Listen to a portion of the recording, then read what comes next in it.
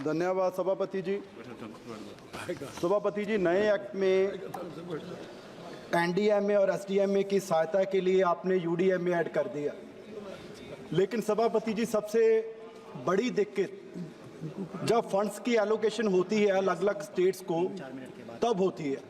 सो मुझे लगता है कि जैसे हमने जीएसटी की कमेटी बनाई है कि उसमें हर स्टेट को प्रतिनिधित्व मिलती है, ऐसे ही मुझे लगता है कि जब डिजास्टर के लिए फंड्स की एलोकेशन हो तो उसमें भी स्टेट्स की प्रतिनिधित्व होनी जरूरी है। जैसे 2023 में फ्लड्स आए, अब तो अथॉरिटी बना रहे हैं ना मंत्री जी, नेशनल डिजास्टर मैनेजमेंट। स्टेट्स की प्रतिनिधित्व मेंबर्स की फंड्स एलोकेशन में नहीं है। जैसे 2023 के फ्लड्स आए तो नुकसान हिमाचल में भी हुआ, नुकसान बिहार में भी हुआ, नुकसान पंजाब में भी हुआ।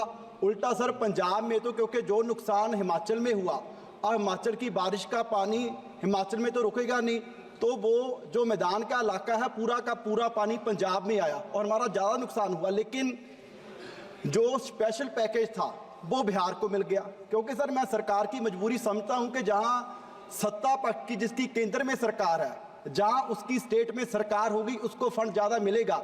लेकिन सर अगर कोई कमेटी हो तो मुझे लगता है कि इतने कम थे जिससे लोगों का और ना पब्लिक प्रॉपर्टी का कोई फायदा पहुंच सकता था। उदाहरण के तौर पर आप देखिए कि भैंस का अगर उसका जो रेट है अपने यहाँ पर पुराना रेट था कि 37,500, और मुझे लगता है कि 1 लाख से कम कहीं भी भैंस आपको पंजाब में नहीं मिलेगी। और उसके लिए हमने केंद्र सरकार को आग्रह भी किया कि नॉर्म्स में तब्दीली कीजिए, और तब्दीली की भी।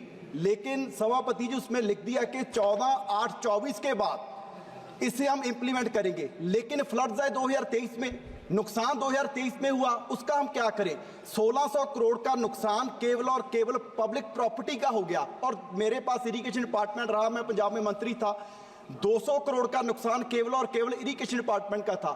सो मैं मंत्री जी से आग्रह करूंगा कि नए जो नॉर्म्स है उसके हिसाब से जो हमारा 23 का नुकसान हुआ है उसकी भरपाई भी की है। 2 मिनट सर। और सर एक इसमें हमने ड्रॉट को ऐड कर लिया, अर्थक्वेक को ऐड कर लिया, फ्लड्स को ऐड कर लिया, पेस्ट अटैक को ऐड कर लिया। लेकिन मैं मंत्री जी से आग्रह करूंगा कि जो लाइफ स्टॉक डिजीजेज हैं उनको भी ऐड किया जाए। जैसे पंजाब में लंपी जो डिसीज स्किन था उसकी वजह से तकरीबन 18,000 गाय हैं जिनकी मृत्यु होगी, सो उसको भी ऐड किया जाए। दूसरा सभापति जी, मैं पंजाब के पॉइंट ऑफ व्यू से वहाँ, क्योंकि पहले तो 5 दरिया थे जो पाकिस्तान में रह गए, अभी भी रावी सतलुज ब्यास पंजाब में है और एक गग्गर, ये 4 दरिया हैं। इन पर तूसी बंद बनाने के लिए बहुत से फंड्स की ज़रूरत है।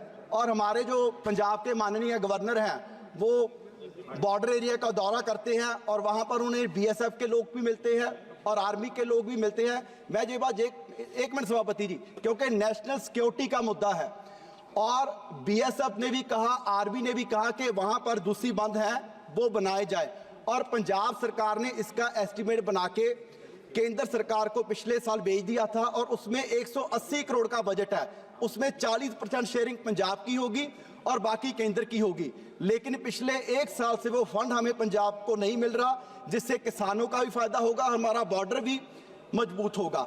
और सभापति लास्ट में, क्योंकि मेरा जो लोकसभा का क्षेत्र है संगरूर, वहाँ से जो ये गग्गर है वो गुजरता है दरिया, और सर वहाँ हमारी जो मतलब कि दिक्कत आ रही है कि हर साल वहाँ हजारों किसानों की, करोड़ों की फसल बर्बाद हो जाती है। और मुद्दा वही है कि हरियाणा के साथ और पंजाब के बॉर्डर पर वो दरिया है और हम जमीन एक्वायर के लिए रेडी हैं, लेकिन हरियाणा हमें एनओसी नहीं मिल रही। और मैं केंद्र सरकार से आग्रह करूंगा कि वहाँ पर भी दोनों स्टेट को बिठा के कोई सलूशन निकाला जाए, ताकि पंजाब के जो हजारों किसानों का खनौरी में, संगरूर में जो जमीन बर्बाद होती है, फसलों का नुकसान होता है, उसको हम रोक सके। बहुत बहुत धन्यवाद। के सुब्रयान जी।